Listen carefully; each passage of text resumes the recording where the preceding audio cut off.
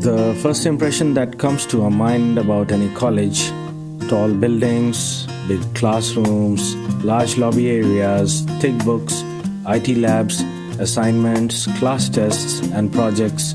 Nothing besides that. Every hour, minute, second spent here help us carving and shaping our persona, cultivating innovative mindsets for the challenging world. Learning is a lifelong process. Sharing knowledge, inculcating values of life, spark the innovative horizons of mind. Fun and frolic is the nature of every nook and corner here. A daily dose of thrill we are sure to get here.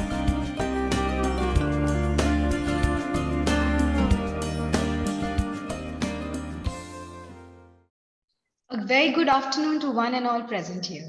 I, Mudita Raj, Assistant Professor, Media School, Delhi Metropolitan Education, welcome you all to the Students Induction Program, SIP 2021. I welcome our special guest, Mr. Ajay Kumar, who is going to conduct today's session on contemporary trends in TV journalism and people's response. I also extend my warm welcome to Professor Dr. Amrish Saxena, Dean, DME Media School, and Professor Dr. Susmita Bala, Head, DME Media School, students and faculty members of DME Media School who have joined this session. I also welcome all our viewers who are watching us live on Facebook. I would like to take a moment and introduce Delhi Metropolitan Education to all our viewers. Delhi Metropolitan Education, DME, is an A-grade premier educational institute affiliated to Guru Gobind Singh Indraprasth University, New Delhi, and approved by the Bar Council of India. The institute offers BBA, BA LLB, BBA LLB, and BA JMC programs. DME believes in imparting world-class education to its students while training them to develop and enhance their skills. This education and training enables them in taking up challenges of the industry and creating a space for themselves with their competence and vigor. DME Media School is one of the most promising media institutes in the country. It offers BA in Journalism and Mass Communication. It is recognized as a school focused on the growth of its faculty and students through academic and co-curricular activities. Major flagship events and initiatives of the school include the BG Varghese Lecture Series, Peer-to-Peer FDP, International Film Festival, SIFI, International Conference, ICANN, Brithika, Convention of Media Students, and the newly added to this list is the Vibrant India Series, VIS. The Students Induction Program 2021 has been designed with the aim of providing industry interface to our young aspiring journalists. We invite experts from the industry and academia to share their experience with the students and apprise them with the nuances of the media industry. Today's session will be presided over by Mr. Ajay Kumar, Managing Editor and Anchor of India TV. Now, I request Professor Amrish Saxena, Dean, DME Media School, to officially welcome the guest and introduce the topic to our attendees. Over to you, sir. Thank you, Mudita. So this is the last session of our student induction program, and we are happy that we have a great broadcaster with us. Those who watch television, or even those who do not watch, they might be knowing for sure that he is always seen broadcasting news, whether it's Aaj Tak or News Nation and now India TV. And so the kind of depth that he has on news and news presentation is really deep, and all the students are sure to be benefited of this.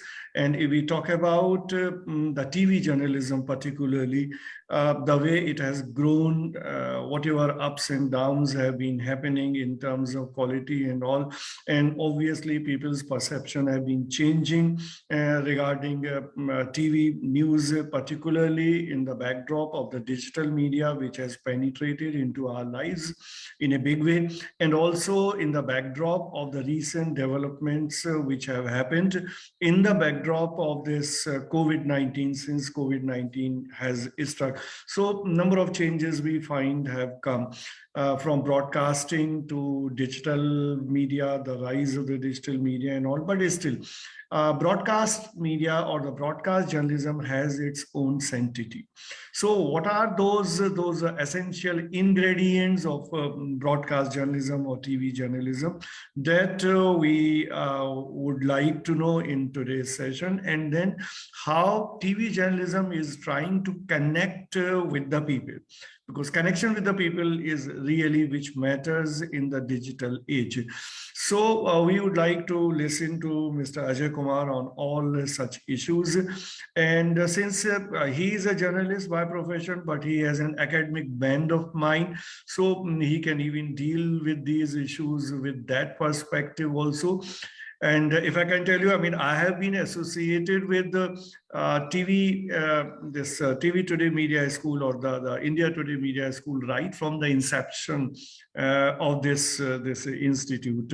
And Mr. Ajay Kumar has been contributing there as well. So that educational perspective is really important. And these are the students who are mostly the first year students who have just joined this bachelor's program in journalism and mass communication. So I believe whatever is to be told to them by Mr. Ajay Kumar, that will be very vital, and there will be a lot of takeaways from today's session. With this expectation, I stop here, and we are looking forward to listen to Mr. Ajay Kumar. Over to you, Mudita. Thank you, sir. I would now like to take a moment and introduce our guest for the session.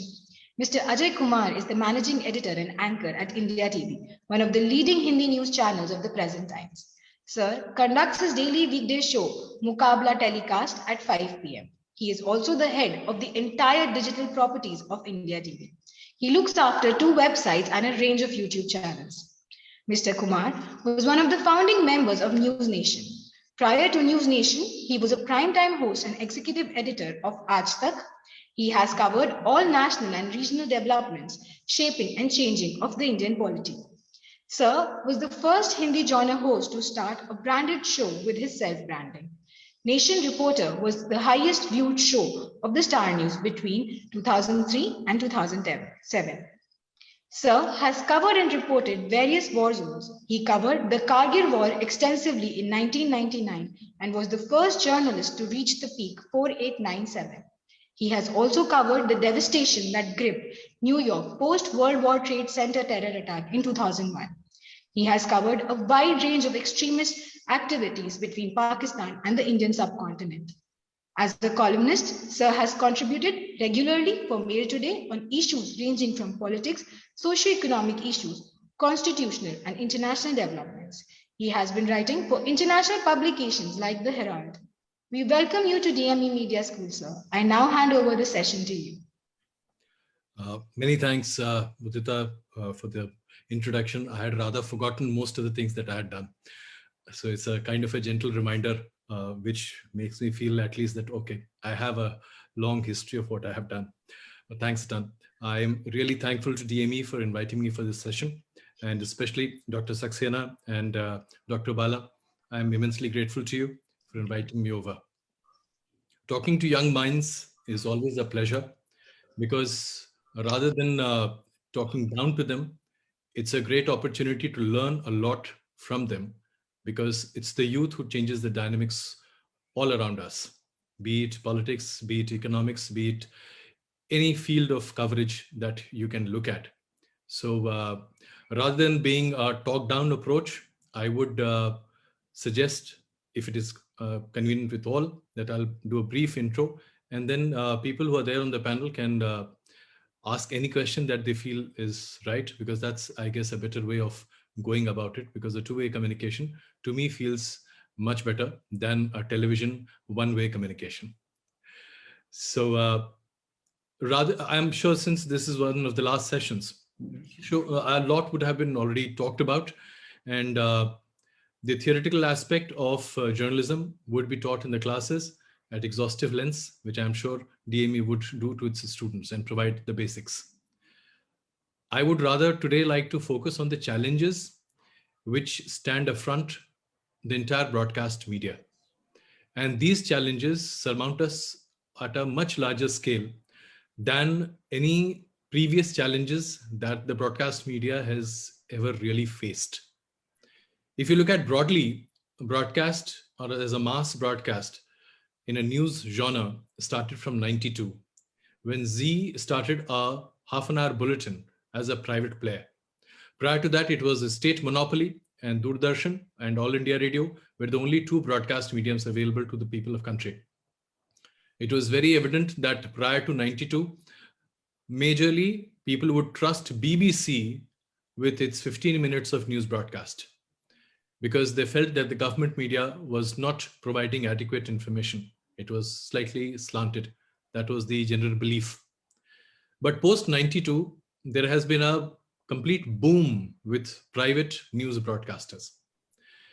And day after day, you have a number of news channels which have come to occupy the mind space. Today, the total licenses given to news channels stands more than 400, of which there are something like 140 national news channels in this country. For any democratic country, this number is astounding. You go anywhere across the world, so many broadcasters are virtually impossible to even dream of, rather than functional entities. So obviously, it's a huge crowded market that we look at. However, this does not translate into a fantastic job opportunity, I must caution. Because despite the fact that we have a number of outlets who are actually serving and broadcasting, the manpower requirement has not really outgrown or has not really met the pace with which the growth of news channels have come about. So that is another aspect. I'm sure we can talk about it someday else. So today, when we see how the entire environment of the country has been since, I would rather divide the politics and the journalistic coverages of the country between pre-2010 and post-2010. So, generic question may be asked, why would you consider a 2010 as a threshold for this country? Prior to 2010, the challenges were not as many to the broadcast medium as it happened in 2010. 2010-11, the digital revolution really took place. So you had the likes of Facebook, Twitter, Insta thereafter, and various blogs and WhatsApp and various other messaging opportunities which came about. And digital penetration, as it enhanced, it gave us a huge platform and leverage of expressing views, of grasping what is happening, and dissemination of information, which was limited to a large extent prior to 2010, was at your fingertips. This was further facilitated by the accessibility of 4G network connection. And as mobile penetration and mobile data became cheaper, the access to information became even larger and widespread. Today, in a country of 135 crore, we have 150 crore plus mobile handsets in the country. That's not a small figure that we talk about. So this is the kind of change that happened in 2010. And therefore, I take 2010 as a threshold or a breakthrough year for entire broadcast medium that includes TV as well as the digital platforms. So if one were to look at anything prior to 2010, the issues were not as surmounting as they are today. So one may ask, what happened? Has the course of journalism really changed after 2010? Not really. But let me give you a few examples. A large number of us would not really recollect because that's one of the issues that we have. We usually tend to forget history. In 2009, Manmohan Singh almost staked his government, 2008-2009, for the nuclear deal. The vote of confidence at that point of time, had the UPA government not won the vote of confidence, it was not just Manmohan Singh would have lost the government, but the whole pace of economic reforms would never have happened. And the nuclear dynamic India, which stands today, would not have existed because we would have been a pariah in this entire nuclear club. We would not have been admitted in the nuclear club. But that was a momentous decision for the whole country. If you look at the coverages on broadcast media, it was limited to talk shows. It was limited to how the whole motion of confidence, vote of confidence went about. And few coverages in the press, 3-4 days, and thereafter the story was dead. Try and imagine this today. If we were to have a similar vote of confidence today with the Modi government, where our entire economic stature, economic might, our defenses, and everything was at stake, what would have happened today? This would have been a story which would have been a story for the decade. Because here you were changing the whole country. You're looking at how the dynamics of the country changes. So this is what happens when you get into a broadcast medium which is heavily dominated by social media platforms. And therefore, the challenges which we face today are equally immense. I do not want to get into the politics of what's happening today. That's very subjective, individual preferences and choices. But one thing which we need to be really careful about is post-truth. Something which we saw heavily exemplified during Trump in America, where history was being rewritten with a definitive intent and purpose of acquiring a new tinge, of giving a new narration. India today is not unfazed by the same. We also face similar challenges, where we are now going into the postscript of not just independent India, but pre-independent India, medieval India, and to a certain extent, ancient India. What we know today as stated facts, or possibly what we read in our schools, do not really stand correct, because there is a plethora of opinion which is coming through. And these variety of opinions influence our inference and judgment of our own history. So for a journalist who's now acquiring his tools to understand legacy, because you can never predict the future, but you can understand the future if you understand past by relating it to present. In such a situation, if I rewrite the history to my convenience, because I am a dominant power, I change the course of present and I definitely change the future. That is precisely what Donald Trump was trying to do in America.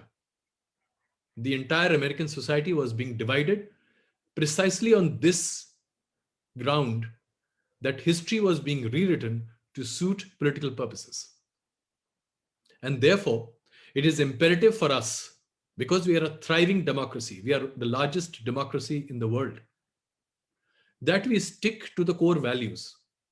We do not get prejudiced by a bombardment of information which is put across to us through various mediums, be it television, be it social media platforms, be it WhatsApp and various other messaging sites, or thereafter.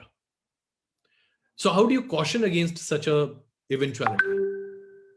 The basic thrust being that you need to go back and check facts.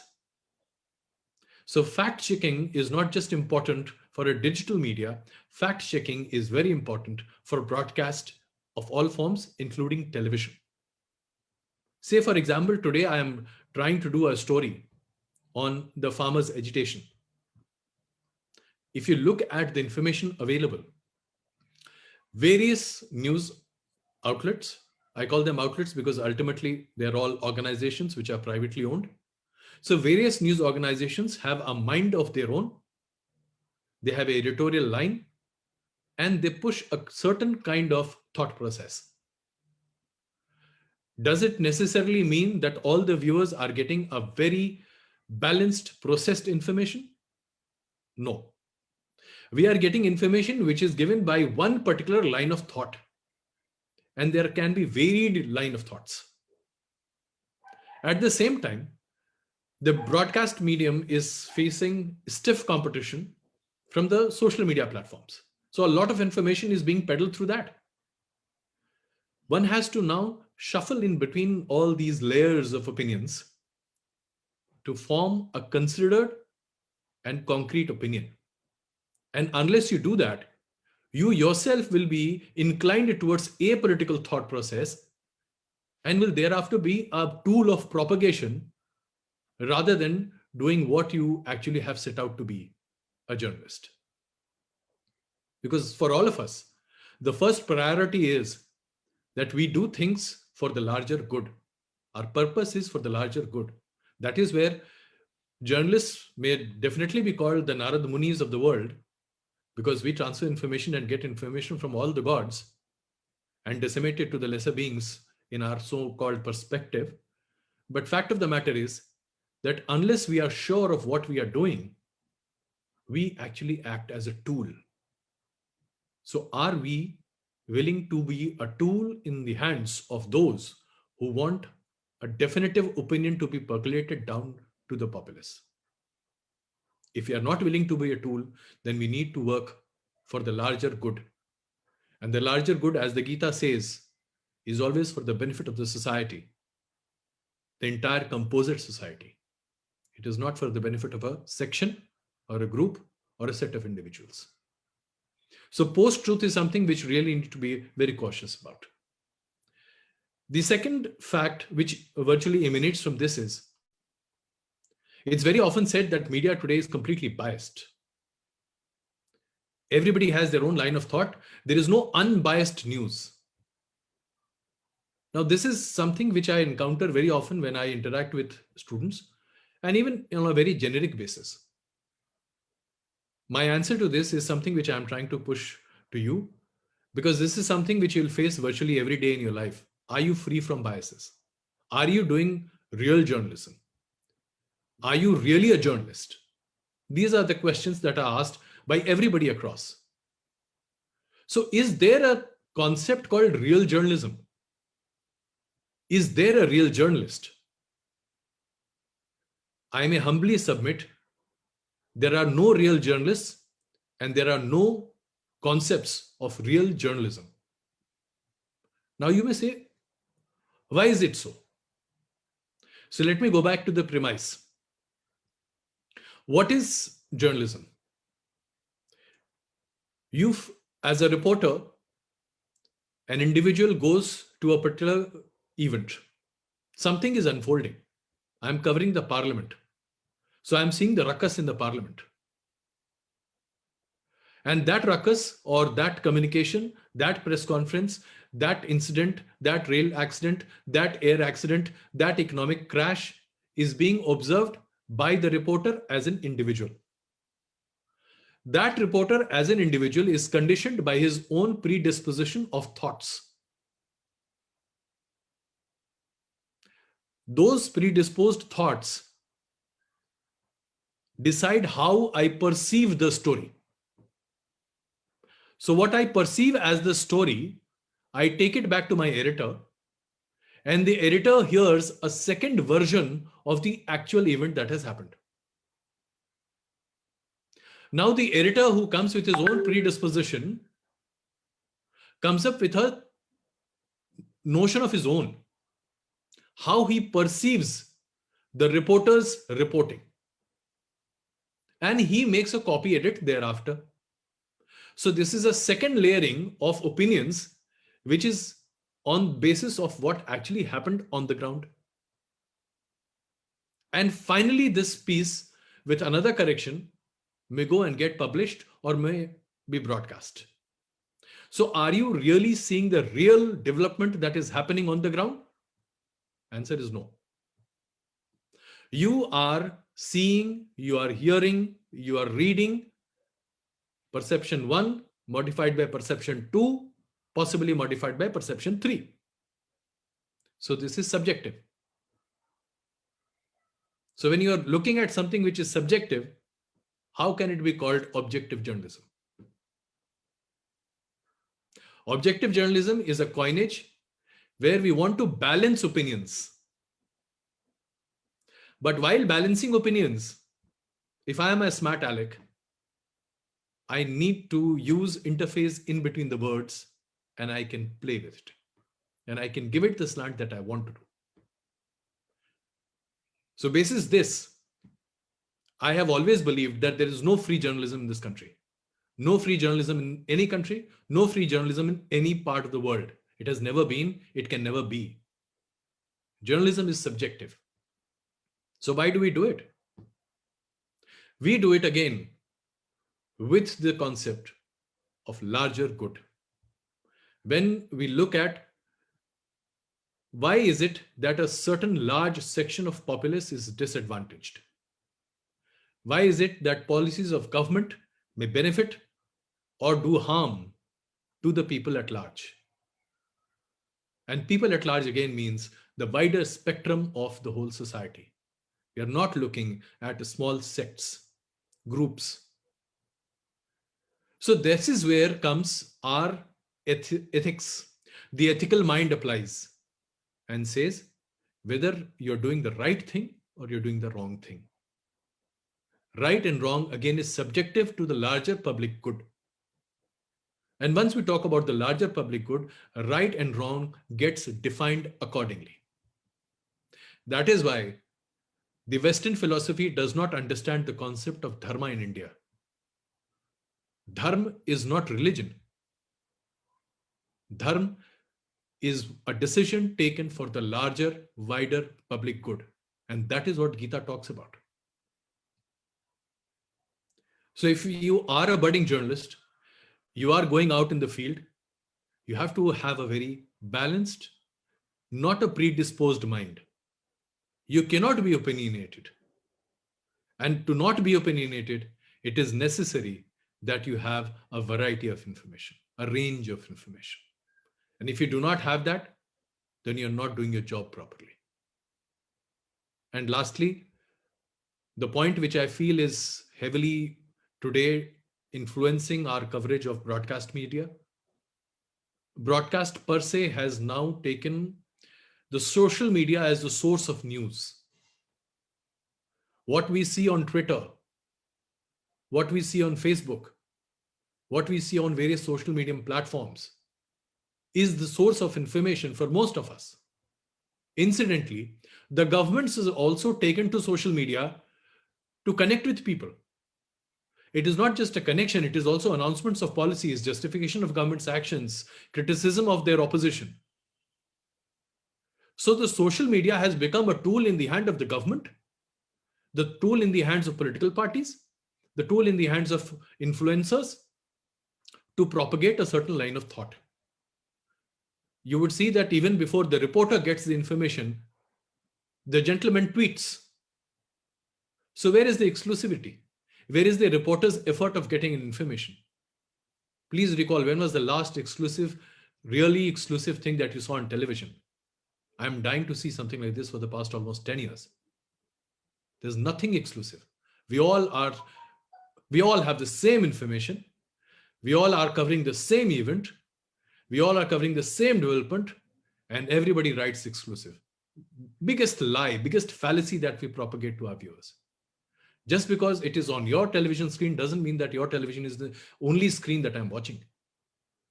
But then, this is the nature of the business, because this is a private enterprise. So, social media today dominates entire news source. Even the Prime Minister announces that he'll address the nation at 8:30 in the morning on his Twitter. So was in America. So is in Brazil. Unfortunately, the Chinese premier doesn't like Twitter, so they do not do it. But then most of the democratic countries or seemingly democratic countries have taken to social media to convey everything that they want to do. There was a time that we used to get alerts. The editors used to get a message from the PMO that the Prime Minister is going to address an important press conference or an important message to the nation. Today, all of us get to know by the Twitter. So how good am I an editor? Hardly makes a difference. I'm as good as anybody else because I don't have the leverage to prepare myself. I don't have the leverage to even prepare my team as to what is coming next. Nobody anticipated that the Prime Minister would withdraw the 3 farm laws in an announcement just like a jiffy. But then this is what is today reality. You can't take it away. So while the good part of social media broadcast is there, the sad part is that a large number of operators who work on the social media platforms are coloring the basis of news. And that colored news, once propagated or broadcast on the television, is the worst disservice that we can do to our audiences. So again, I come back to the fact. Verify what you put out. Do your research properly. Do your fact check properly. And be very, very attentive, because you never know when you will become gullible. You never know when you will become an instrument in the hands of those who wield power. Be it the government, be it business houses, be it vested interests, be it political sections, be it organizations, anyone. I hope I've tried to cover briefly as to what are the challenges. And Dr. Saxena, I can see you smile. So I understand that we share a similar plight together. Yeah, I mean, it was so close to my heart, very honestly, because most of the things that you said, I always reiterate, I always reinforce. I never believe. Because I have been a practicing journalist for long before turning to media education. And I very firmly believe that there is nothing like objectivity in journalism. So that is what you endorse, in fact. And this might be a new thing for the student, that even, I mean, such a take can be there on the news coverage and the news presentation, because most of the time in the books and all the teachers always preach that there has to be very objectivity and all, but which is not really the case. So which you explained very well. Thanks for that. Now, these are, I believe that there's no point being in the classical world. Yeah. It's a real world. We have to prepare the young minds for the real world, and they better be prepared. Otherwise, every time you are asked the same question, are you doing real journalism? And I say, hey, hello, please tell me, what is a real journalism? I have never seen in 30 years. So please tell me, what is it? Exactly. But anyway, please. So thereafter, it's all open to you.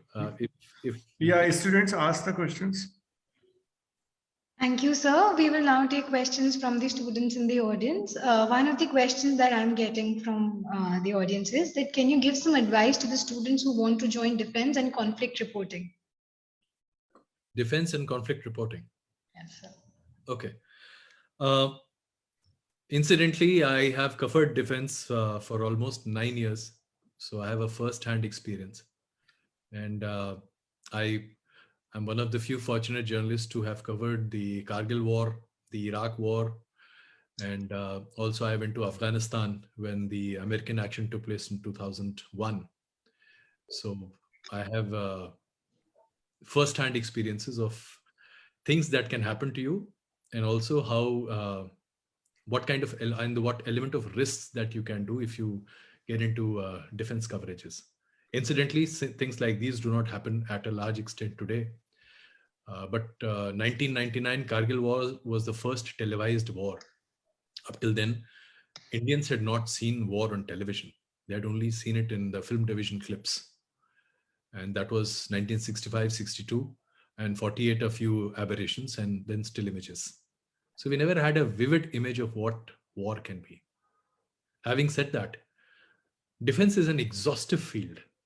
There is a lot of information which needs to be given out to the people, because everybody wants to feel secure. And nations always move ahead with this basic premise that we ensure your safety, your security, our borders are safe. So defense is not just about coverage of army. Defense is coverage of internal affairs to a large extent, which is what I learned on my job while I was covering Jammu and Kashmir and terrorism to a large extent, which I did for 11 years. And I ultimately presented a paper in 2011 in 5 universities in America while I was on a trip. That's when 9/11 happened. And that's how I could be the first man on the ground. So when you're talking about defense, you're talking about the challenges that the country faces. So you're talking about how large swaths of land in India is infested with Naxalism. And Naxalism is not an ideal. It's not a thought. Naxalism is plain, simple gundagardi. It is only a power to acquire, a means to subjugate the people with a thought which is based on so-called ideals of socialism. But it is just kidnapping, ransom, power game played by politicians. Unfortunately, they are the people who play it. The common people suffer, and the defense forces sacrifice their lives for this, which is the unfortunate part. But that's the hardcore reality. Then the other challenge which internally India today faces is of communalism. This is something which we have inherited because of our legacy, because of the partition that we have, and it has never died away. It has been part of our lives all across, and the security forces and various sections of the society have always dealt with it. But this is a very tricky landmine that one enters. I was covering 2002 Gujarat riots, and I used to fear for my life every second. Not for the fact that, what will happen, but when you see the atrocities done on people for no rhyme or reason, it is pure passion, pure inflammation of thoughts. You realize that the value of life is equivalent to a 2-second fleeting thought. Somebody gets angry because of a clarion call. I see my neighbor with whom I was breaking my bread every second day. I take up an instrument and just put him to rest. This mentality is something which completely shakes the core of you, because you know that possibly the driver you are driving with in the car may be the next man putting you to rest. The cameraman with whom you are traveling may not like you anymore, and tomorrow he may just push you off the balcony. That's the hard reality of communal violence. So when you talk about defense, you're talking about investigating and understanding the communal threat and the entire association thereafter. Terrorism obviously is a huge threat that we face, where the internal element as well as certain vested interests within India. So you have a plethora of activities that you can undertake. You can specialize in various streams, as I just mentioned. But generally, when we talk about defense, we only talk about the armed forces. It's not just about the missiles. It's not just about what Air Force has acquired as a new fighter plane, or what rifles or ammunitions that we are getting. But defense is a lot of interconnect within the country and a lot with the external neighbors that we have. And then comes the geopolitics of it all.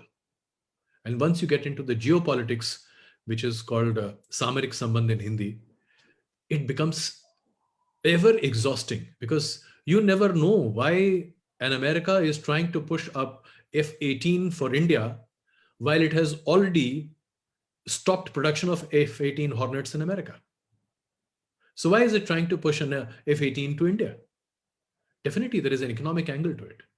So defense that gets intertwined with international relations, economic affairs, political decisions, political compulsions.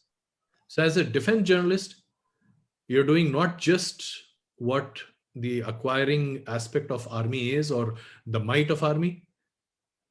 You're doing a plethora of things. So it's a very wide sector.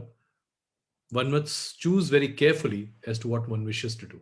Thank you, sir. Our next question is from Saloni Saxena. She's a semester 1 student, and she wants to ask, what is real journalism in your point of view, and how do we balance theory and practice? My God, I knew that was coming in.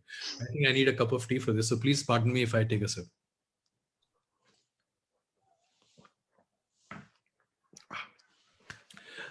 Saloni, as I mentioned, if you'd heard me, as I said, I do not believe that there is any real journalism. We have never done real journalism.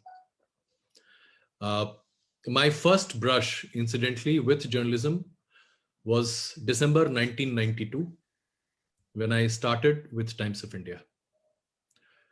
I was both lucky and unlucky to be thrown into the thorns of real reporting. I was sent to Ayodhya. I had just joined in November. It had been just 1 month. I was a reporter. I had not even got my contract. But my editor believed that I am somebody who can sling it out because of the fact that he happened to know me previously. So I was sent to Ayodhya along with 7 senior journalists of Times of India, who most of them have now retired as luminaries. 2 are still working. And while interacting and talking with them, I realized that within the sum of them, there were 2 who were absolutely pro-temple movement. There were 2 journalists who believed that secularism is absolutely sacrosanct and nothing can be done to even touch it.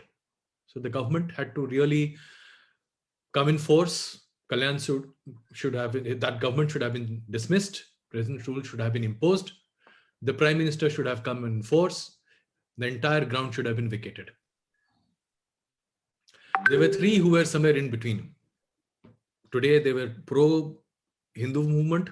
Tomorrow they were on the, no, you can't do this to Muslims.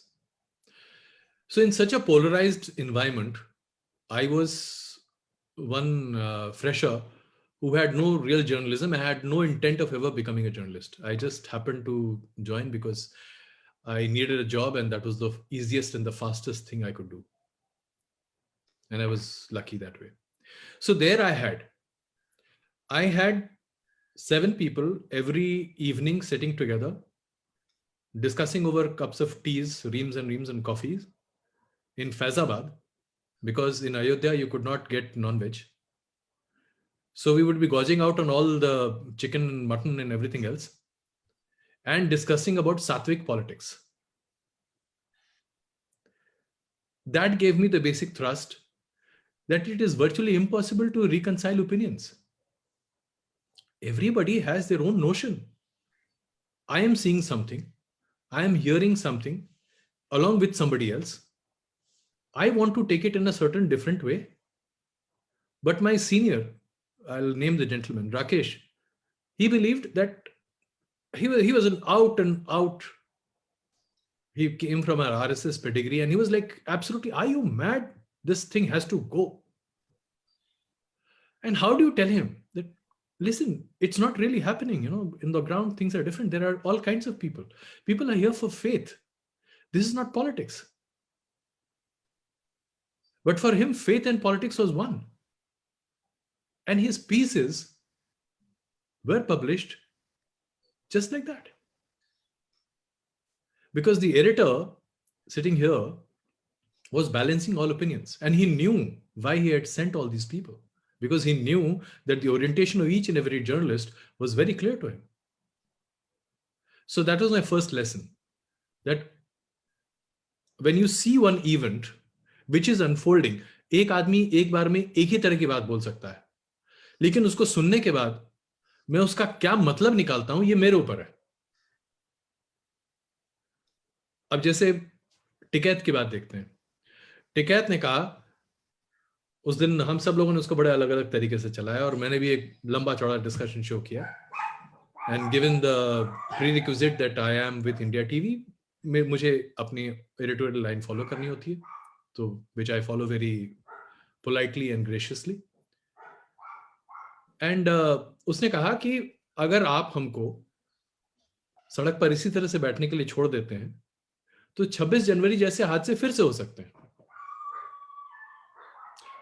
अब ये बात में कही बात थी. आपने उस आदमी से 15 सवाल पूछे, उसने एक सवाल के जवाब में एक ये बात कही थी. अब बस हो गया भाई, यहीं से रामायण छिड़ गई. जी न्यूज ने इसको उठाया, टिकैत की चेतावनी, 26 जनवरी दोबारा होगा. NDTV did not play it at all. आज तक just played it in full And then when it saw that 3 channels, because Republic, Z and TV9 were playing this line of thought, so आज तक ने अपनी headline उसके बाद change कर दी, टिकैत की चेतावनी। क्या टिकैत धमकी दे रहे हैं भारत सरकार को? अब जरा कोई आप सब लोग यहाँ बैठे हैं, आप सब लोग समझदार ज्ञानी लोग हैं, अब बताइए इसमें एक इस लाइन से क्या टिकैत भारत सरकार को चेतावनी दे सकता है? क्या उसकी हिम्मत भी है? क्या उसकी ये पहुंच भी है कि भारत सरकार को चेतावनी दे सकता है? 50,000 लोग से ज्यादा नहीं जुटते,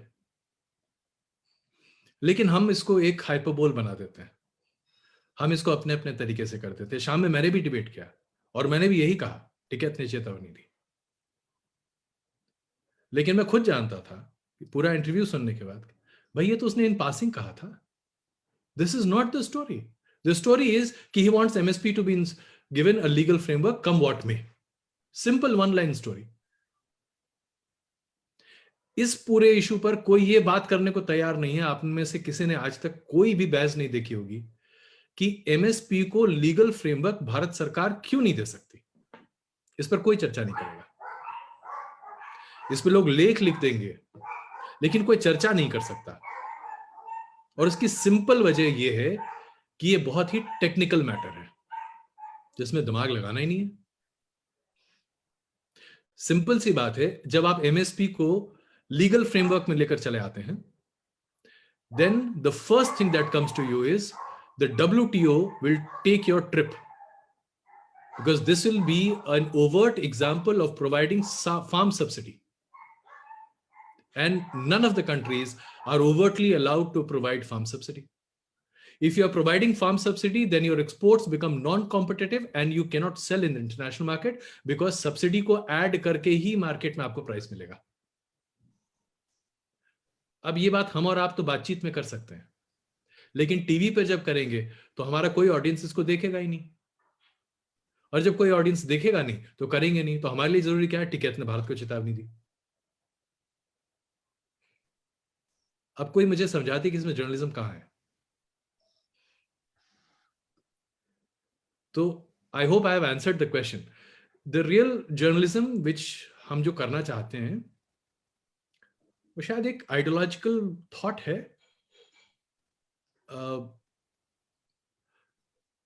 मैं इस चीज को कई बार कह चुका हूं, लेकिन एक बार फिर कहता हूं। 1896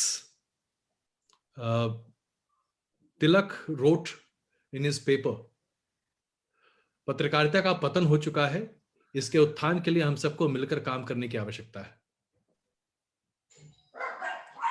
अगर 100 साल पहले पत्रकारिता का पतन हो चुका था तो आज हम कर क्या रहे? तो ये हम तो पतित लोग हैं, पहले से पतित रहे, लेकिन हम वो काम करते हैं जो हमेशा लार्जर गुड के लिए है। हम हमेशा ये सोचते हैं कि नहीं, आप जो इंफॉर्मेशन दे रहे हैं उससे लोगों का फायदा होता है। जैसे जब कोरोना का सेकेंड वेव आया था, उस समय मैंने एक शो शुरू किया था, जो उसके बाद 3 महीने बाद मैंने बंद किया, जीतेगा इंडिया, जिसमें हर जगह की इंफॉर्मेशन, कहां पर आपको ऑक्सीजन मिल रहा है, कौन कौन से लोग आपको ऑक्सीजन सप्लाई कर रहे हैं, कहां पर आप जाएंगे तो आपको एडमिशन में आसानी से एडमिशन मिल जाएगा, किस किस अस्पताल में कहां कहां आपके पास बेड्स खाली हैं, क्या दवाइयां नहीं आ रही हैं, किस तरह का ट्रीटमेंट होना चाहिए। छोटे छोटे लोग अपने अपने स्तर पर क्या क्या बड़ी बातें कर रहे हैं, बड़ी चीजें कर रहे हैं, मदद कैसे कर रहे हैं, हम इस पे शो करते थे। और आप यकीन मानिए मेरा शो नंबर 1 चल रहा था, तो लोग वो भी देखना चाहते हैं, लेकिन वो 3 महीने के लिए देखेंगे। जैसे ही कोरोना का वेव खत्म हुआ, मेरी शो की टीआरपी घट गई, लोगों ने देखना बंद कर दिया। फिर मुझसे कहा गया भाई अब कुछ और सोचो, तो मैंने कहा चलो भाई कुछ दंगल टाइप का चीज करते हैं, वही कर रहे हैं आजकल। Thank you, sir. Vinayak, you can go ahead with your question. Yes, ma'am. Hello. Yes, ma'am. My question is, hello, sir. My question is, sir, during the Kargil war, my parents used to tell that media also used to help. Like there were moments when media used to help army by providing fake news, like confusing the enemy. So how much effective was that?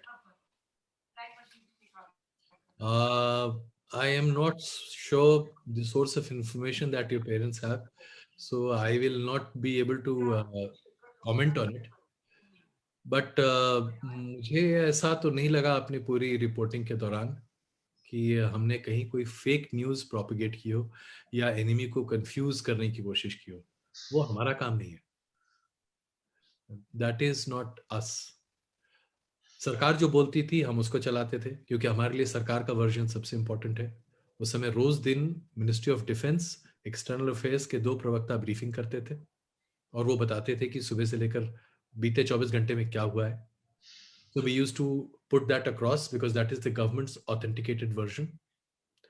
We would not push anything which was published by the Pakistani media or the Pakistani government because obviously that is the enemy propaganda.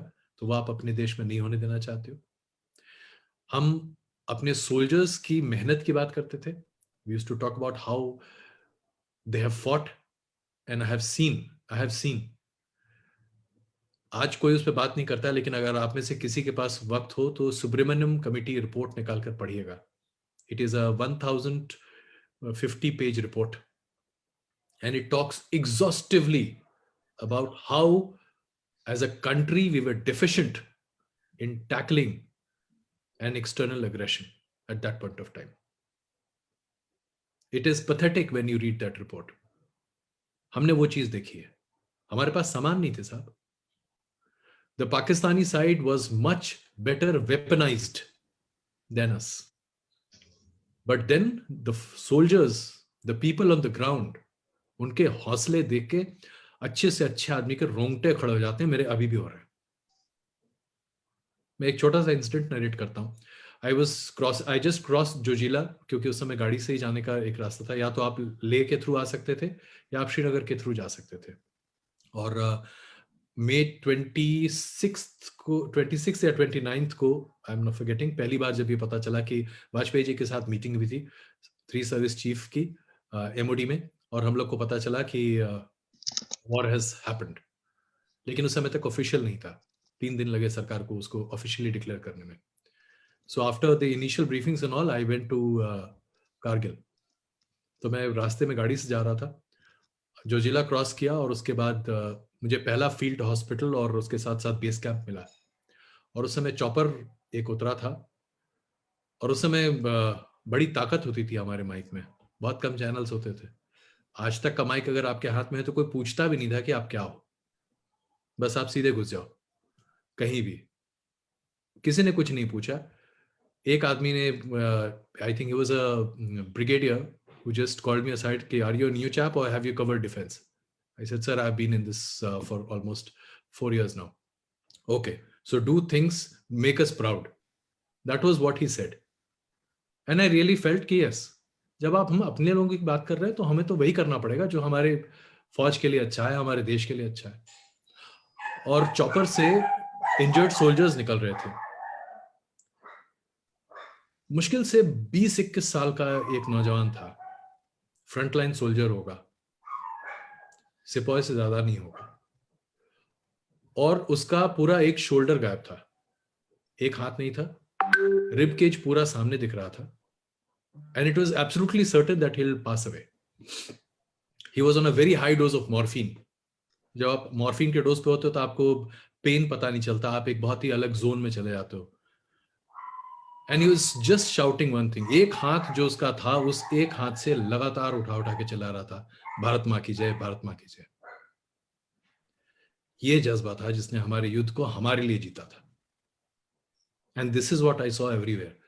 I went to Batalik. Batalik is something which is like a land maze. जैसे आप रेगिस्तान में अलग अलग, जैसे अगर आप कभी मध्य प्रदेश के रिवाइंस में गए हो, ऊपर से सब कुछ एकदम समान समतल दिखाई देता है, अंदर तो पूरे के पूरे ऐसा लगता है कि ट्रक लेके आप निकल जाओ।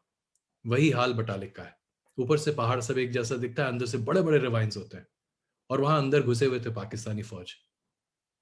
कैसे कैसे कहां कहां विषम परिस्थितियों में लोगों ने घुस घुस के इन पाकिस्तानियों को मारा है, ये कहानी जज्बे की है। So that is what I have seen and that is what we reported. Yes, Shashank, you can go ahead with your question. Shashank Kumar. Yes, ma'am. Am I audible? Yes, Shashank. Well, my name is Shashank Kumar. My question is that few days ago, Niti Aayog has released a report of MPI. and says that Bihar is the poorest state of the India. I think you have also covered that. Then my question is, as a journalist, how should we do and how should we wake up the Bihar government or central government to work on it? And that's it. You're taking a lot on your shoulder. See, you are referring to the tweet which I did. And that was precisely for one and simple reason, that we have a government which is in place in Bihar for the past 15 years, which calls itself a progressive government, जिसने विकास की गंगा बिहार में बहा दी है. मैंने लिखा भी यही था. अगर आपने विकास की गंगा बिहार में बहा दी है, तो ये कैसे है कि 51.6% of the population is poor in Bihar. तो क्या इसके पहले बिहार में 200% पॉवर्टी थी? सो आप ये देखिए कि पिछले 15 साल से एक ही सरकार तो है वहां पर. नीतीश कुमार चीफ मिनिस्टर हैं, बीजेपी एसोसिएट पार्टी है. आज की डेट में तो नीतीश कुमार के नंबर ऑफ एमएलए से भी ज्यादा एमएलए बीजेपी के हैं.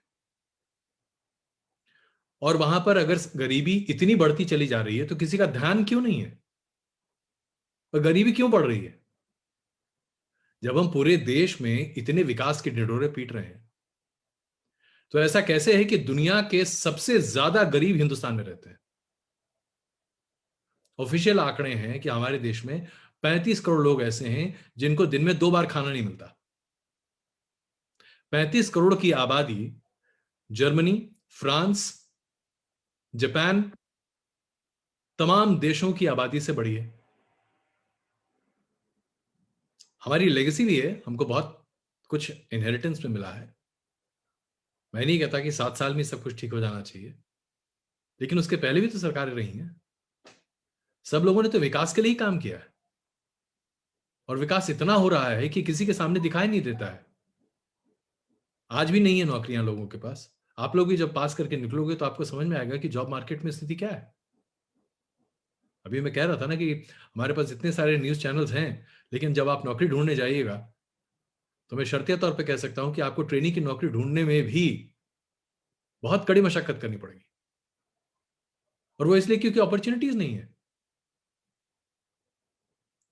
तो हम एक कंसोलिडेटेड डेवलपमेंट मॉडल पर नहीं काम करते हैं, और यही कमी आप उजागर कर सकते हैं जब तरह तरह के डेटा जो सामने आते हैं, जो सरकारी डेटा है, कहीं दूसरे तरह का डेटा नहीं है, उसी डेटा को सामने रखिए और सवाल पूछिए. एक जर्नलिस्ट का काम क्या है? If you do not question the people in authority, and that does not mean that you only questioning the government. You're questioning those NGOs who take money from the government for the benefit of the people. You question those political parties who claim to work for the benefit of the people but do nothing except sapping money away from them. You question the government, you question the opposition, you question the administration, you question the private players who are there in the market, you question the NGOs. That is what you are. So raise the questions. Put out the facts, and that is where your research comes about. और जब आप fact के साथ बात करेंगे ना, तो अगला आदमी आपका जवाब नहीं देगा. और यही चीज 99.9% टीवी डिबेट्स में आप देखेंगे. जब कोई भी एंकर फैक्ट से किसी भी पॉलिटिकल पार्टी के नेता के सामने सवाल पूछता है, तो वो उस सवाल का जवाब दे ही नहीं सकता है, क्योंकि फैक्ट का जवाब देना इम्पॉसिबल है, unless you accept the fact that I am wrong. Nitish Kumar क्या यह मानने को तैयार हैं कि उनके शासनकाल में बिहार में गरीबी बढ़ी है? नहीं, वो विकास पुरुष हैं. भारतीय जनता पार्टी क्या ये डंके की चोट पे कह सकती है कि बिहार में विकास कराया उसने? नहीं, क्योंकि ये पार्टी तो सिर्फ विकास ही कराती है. क्या उत्तर प्रदेश में अखिलेश यादव जो इतना चिल्ला रहे हैं और कहते हैं कि उन्होंने एक्सप्रेसवे बना दिया, एक्सप्रेसवे बनाने से विकास होता है क्या? एक्सप्रेसवे बनाने से किसी के पेट में रोटी जाती है? आप नोएडा का एयरपोर्ट बनाने की बात कर रहे हैं. नोएडा का एयरपोर्ट बना देंगे तो कितने लोगों को नौकरी मिल जाएगी? 5 लाख? कितने साल में? 15 साल में? यानी 1 साल में 1 लाख लोग को नौकरी भी आप नहीं दे पा रहे हो, और अब खर्च कितना कर रहे हो? 50,000 करोड़ अभी प्रपोज्ड है, पूरा होते होते 1 लाख करोड़ हो जाएगा. There is a flaw in the system. So unless we identify the flaws, we cannot talk about it. So when you identify the flaw, talk about it backed with data, and people in power will have to listen and answer. गोलीबाजी से बहुत दिन तक देश नहीं चलता भाई. जनता ने UPA सरकार को उखाड़ फेंका ना. कांग्रेस ने कभी सपने में सोचा था कि 44 सीट पे आ जाएंगे? 2019 में 60 का आंकड़ा भी नहीं पार कर पाए, क्योंकि लोगों को समझ में आ गया कि आप झूठ बोलते हैं. सो पीपल आर अवेयर, लेकिन उनको अवेयर करने की जिम्मेदारी हमारी है. आई hope I have answered the question. Yes, sir. Sir, but after that, it is ये जर्नलिस्ट के लिए फिर ये दिक्कत हो जाती है कि कैसे आगे इसको रिपोर्ट करें, क्योंकि सरकारें भी तो ये चाहती है ना कि हमारे खिलाफ ना बोले कुछ. आपके किसने रोका आपको? आपके फेसबुक पर किसने रोका आपको? हो सकता है कि जिस संस्थान में आप काम कर रहे हैं वहां उसकी एडिटोरियल लाइन हो, आपको उसको टो करना हो, लेकिन आपके पर्सनल स्पेस में किसी ने नहीं रोका. खुल के सवाल पूछिए. अगर गल्फ कंट्रीज में जैस्मिन रेवोल्यूशन हो सकता है, तो हिंदुस्तान में क्या इतने बेवकूफ लोग बैठे हैं? Hello sir, I am Aditya Gosai. जी सर, मेरे आपसे 2 सवाल थे. आपने कहा कि आपने 11 साल जम्मू एंड कश्मीर में रिपोर्टिंग करी है, तो उसी से कनेक्टेड मेरे 2 सवाल थे. दोनों आपस में बहुत जुड़े हुए हैं. लाइक पीस स्टैब्लिश करने में आरआर का वैली में क्या रोल है, एंड यूथ के रेडिकलाइजेशन की वजह से आरआर को वहां पर ऑपरेशंस करने में क्या दिक्कत फेस होती है? देखिए, राष्ट्रीय राइफल्स एक अर्धसैनिक बल संस्था है जो कि वर्चुअली आप कह सकते हैं कि फौज का हिस्सा है. उसका काम पीस एंड ट्रैंक्विलिटी मेंटेन करना है एंड सिक्योरिटी प्रोवाइड करना है. राष्ट्रीय राइफल गुडविल जेस्चर के तौर पर बहुत सारे एक्टिविटीज करता है लोगों को अपने साथ जोड़ने के लिए और अपनी परसेप्शन को सही रखने के लिए, जो कि हर गवर्नमेंट में उनके आर्म्ड फोर्सेस का काम होता है. लेकिन Rashtriya rifles can not be the political alternative to a political decision. So their role is very limited. Their role is only security and prevention of untoward activities. So we cannot expect them to take political initiatives. It has to be done by the political dispensation. I hope I have answered your question. Sir, the main question was कि army तो RR तो अपना काम कर रही है, लेकिन उनके ऑपरेशंस में कश्मीर के जो यूथ हैं जो रेडिकलाइजेशन की वजह से भटक चुके हैं, वो आरआर को कितनी डिफिकल्टी देते हैं अपने ऑपरेशंस को स्मूथली कंडक्ट करने में? आपके सवाल में ही आपका जवाब छिपा हुआ है. अगर यूथ रेडिकलाइज्ड है तो वो सिक्योरिटी फोर्सेस के काम को कैसे स्मूथली होने देगा? Am I right? Right. So that is a challenge. And that again is because of political decisions. So the political dispensation has to come about, make political decisions which will better the social environment so that RR can function better. RR on its own cannot do anything. Yes. RR तो बस political officer, political personalities के command को follow कर रहा है, that's all. उसका काम simply security provide करना है, उसका और कोई काम नहीं है, उसका जुरिसडिक्शन नहीं है. तो उससे जुरिसडिक्शन के बाहर की चीजें हम उससे उम्मीद नहीं कर सकते हैं. और जहां तक रेडिकलाइजेशन की बात है, रेडिकलाइजेशन के बहुत सारे लेयर्स हैं. उसमें पॉलिटिकल पार्टीज इन्वॉल्व है, उसमें इंटरनेशनल प्लेयर इन्वॉल्व है, कई सारे लेयर्स हैं. उन सारे लेयर्स को हमें समझना होगा, पॉलिटिकल डिस्पेंसेशन को समझना होगा। इतना आसान नहीं है। ये कोई छोटी घर की समस्या नहीं है जिसको आप सुलझा सकते हैं, और ये कोई ऐसी समस्या नहीं है जिसको आप फोर्स से सुलझा सकते हैं। आप किसी को दबा के अपना नहीं बना सकते। Am I right? अगर मान लीजिए आपके घर में आपके माता पिता उन्होंने जो आपके ग्राउंड रूल्स बना रखे होंगे उसको एकदम स्ट्रिक्टली फॉलो करना शुरू कर दें, और आप जरा सा दाएं बाएं करें तो आपके 2 पटे, कितने दिन बर्दाश्त करोगे? सो चीजों को अकोमोडेट करके भी चलना पड़ता है। बहुत सारी चीजें हैं, there are too many layers into it. We can not look at things in a very simplistic version. Thank you sir. नमस्ते सर। नमस्कार। माय क्वेश्चन इज, हम अपने आप की ऑथेंटिसिटी कैसे मेंटेन कर सकते हैं एज अ जर्नलिस्ट, क्योंकि ड्राइविंग फोर्सेस बहुत ज्यादा है। यहीं पे तो आपका अपना दिमाग आता है ना। देखिए, हम में से कोई भी आदमी इतना इलिटरेट नहीं है कि हम समझते नहीं है कि कहाँ क्या एजेंडा है। किसी एक चीज को फॉलो करना कभी भी सही समाधान नहीं होता समस्या का। अगर आप, आई डोंट नो वेदर आपने हिस्ट्री पढ़ी हो, वैसे अगर आप AR बालसम पढ़ रहे हैं एंशिएंट इंडिया के लिए, एंशिएंट इंडियन थियोरी के लिए, तो फिर आपको राइटिस्ट आइडियोलॉजी के राइटर्स को भी पढ़ना पड़ेगा, ताकि आप समझें कि उनके हिसाब से हिस्ट्री का इंटरप्रिटेशन क्या है।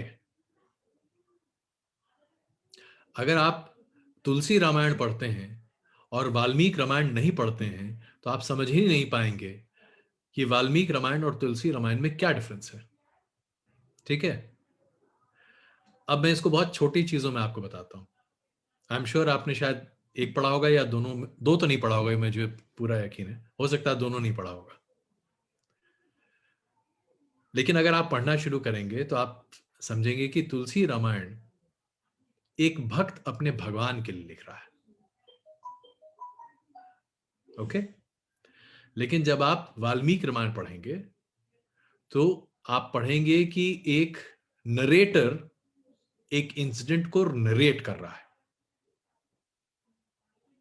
I am a third person, I believe that this incident has happened, I believe, I have not seen it, and I am narrating this incident, which again is basis my imagination.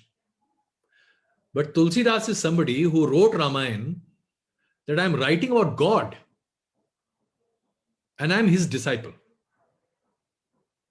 So do you understand the difference in the approach of both the Ramayans? Now, unless you know the difference of both the Ramayans, you will never analyze where the truth possibly remains. हालांकि both are imagination. Both are imagination. ना तो तुलसीदास ने राम को देखा, ना व्यास ने राम को देखा, राम को तो किसी ने नहीं देखा, तो दोनों इमेजिनेशन है, कहीं सुनी बातें हैं, सच है नहीं है ये बिल्कुल अलग है। लेकिन 2 लोगों की बातें हैं जो इमेजिनेशन पर बेस्ड है। उसमें से एक इमेजिनेशन भक्त के प्रति भगवान की श्रद्धा है, एक इमेजिनेशन एक ने। तो जब इमेजिनेशन अलग अलग है तो उसके डिफरेंस को आप समझेंगे तो आप समझेंगे कि इन दोनों में कौन थोड़ा ज्यादा रियल लग रहा है। वही आपका काम है। Sir, I can see one question in the chat box. How far do you feel predispositions affect the prime time debate, and how does one distinguish between opinion news and the perceived reality? First and foremost, all the debates are perceived reality, they are not news. So the whole premise of them being anything apart from opinion is a fallacy. It is the opinion of the host who wants it to go to a particular derived, predisposed logical conclusion. So when I sit for a debate show, I already know where I have to end it. So it is my opinion which virtually overrules everybody else. The rest of the players are just play acting their part. And that's what happens with all the discussion shows. There is no, I wouldn't say that there is no grain of truth, but then it is only opinions. A discussion show is only opinion, it is not news. Thank you so much, sir. Sir, the last question, we have got a lot of questions actually, but I think we're running out of time. So the last question that I think we can take is, what do you think, sir, is the way ahead to strike a balance between blatant censorship and chaotic misinformation and disinformation? Censorship emanates from the fact that when people want to crush information, free flow of information. So censorship in any form should be resisted, should never be allowed. And that is why all journalists believe that self-regulation is a better mechanism. However, having said that, many of us and many within us cross the boundaries of self-regulation by ourselves, and therefore we face severe criticism.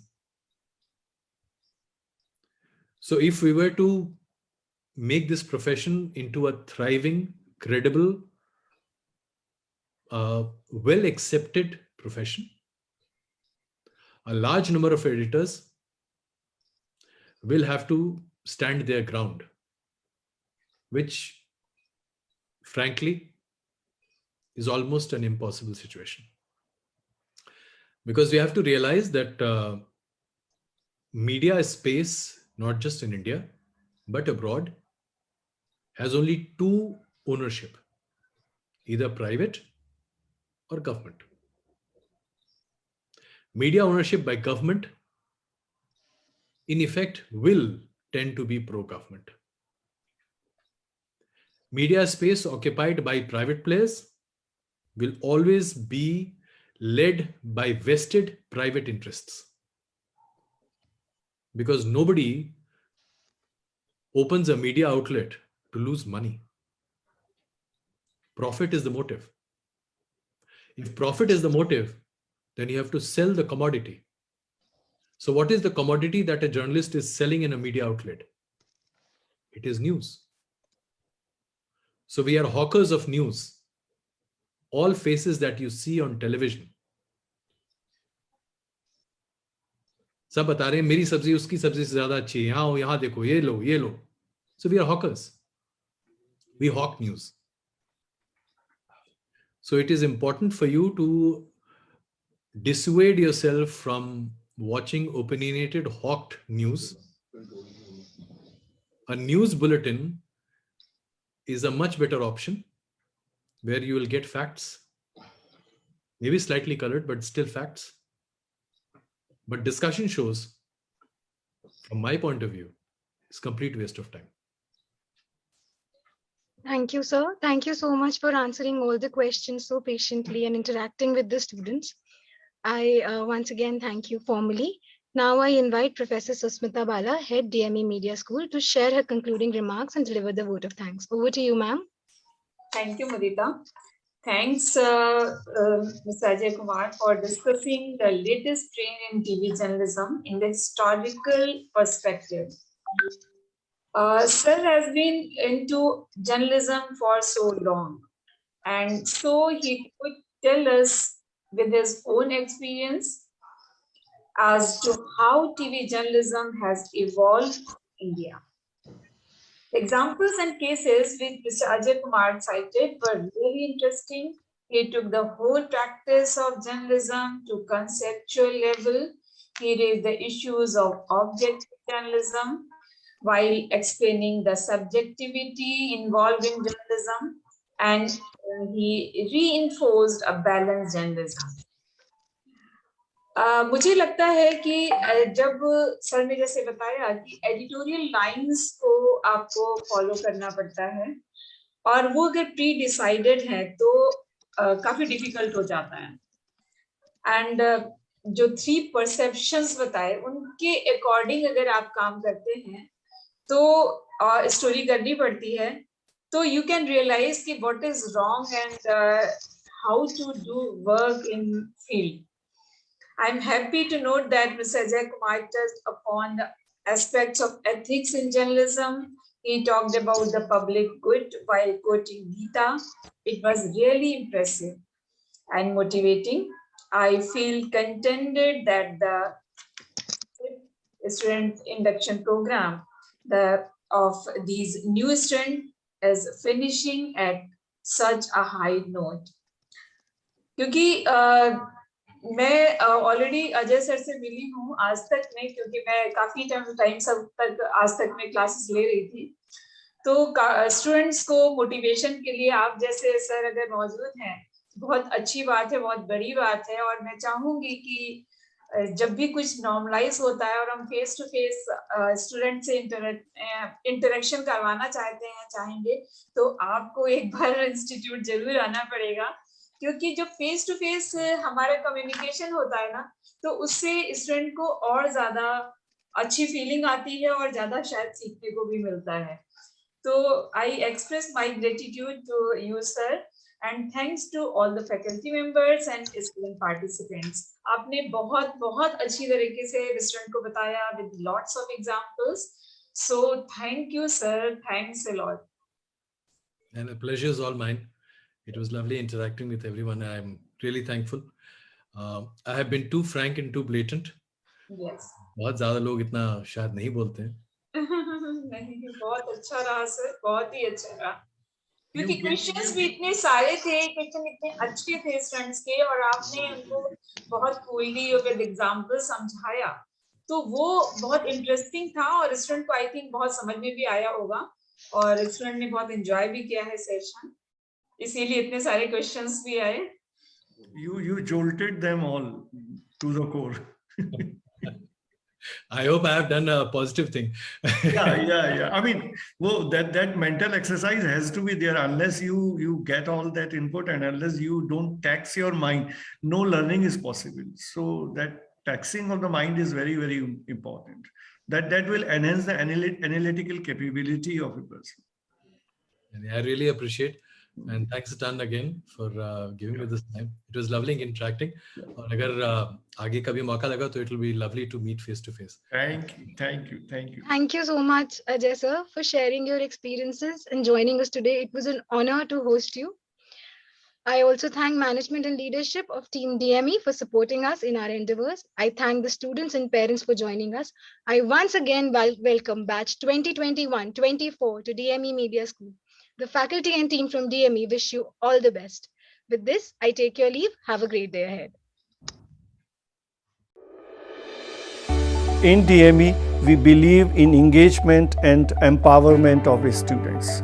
And since the time this COVID-19 struck in 2020, we intensified this whole process. For the education sector, it was a big challenge. At DME, our small dynamic team decided to take this challenge head-on. We organized different kind of programs, different webinars wherein the distinguished people from the industry and other walks of life, they are invited to interact with the students. We try to keep them engaged in taking out newsletter, writing stories, editing stories, and not only that, they make posters, they make cartoons, they write pieces for the newsletter. Mentoring cell at DME is a very unique feature in the ecosystem of education. While the subject teachers forge the knowledge domain strongly, it is the mentors who reach out to students in difficult times.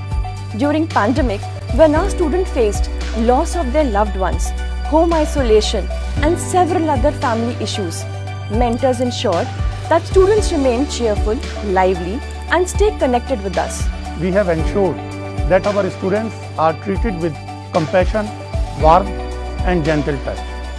And it has been our endeavor to treat all the academic activities of our students, which includes PSDA, internal assignment, and various other curricular activities accordingly. Research Cell also pays huge emphasis on interdisciplinary nature of research. In order to promote this. The research centers of the research cell were also motivated to join with each other and conduct research activities for students, faculties within DME and outside DME. While the strong academics and great industry connect is building great lawyers, media persons and managers at DME, we at Mentoring Cell are enabling these future leaders to be compassionate, emotionally strong and resilient for any times to come. We empower the students. All the schools of DME, they have their students council. In DME Media School, this council is spark. They organize the program themselves, they take their own decisions and they mobilize the students for all the good cause. Art has the power to unite and connect during the times of crisis. Bringing people together, sharing, soothing and inspiring are powers of art, which have been made empathically obvious by the DME cultural societies during the COVID-19 pandemic. By taking different innovative approaches in organizing various virtual competitions and events in which the students of DME have taken part with great enthusiasm and proved that DMEians are unstoppable. Care with compassion is motto of DME. During Corona period, we were always with our students. Their well-being is primary for us. We take care of our students. We met the expectations of the students, of the parents and above all of the industry. The placements this year were better than those of the previous years. DME is committed to supporting its students in all possible ways.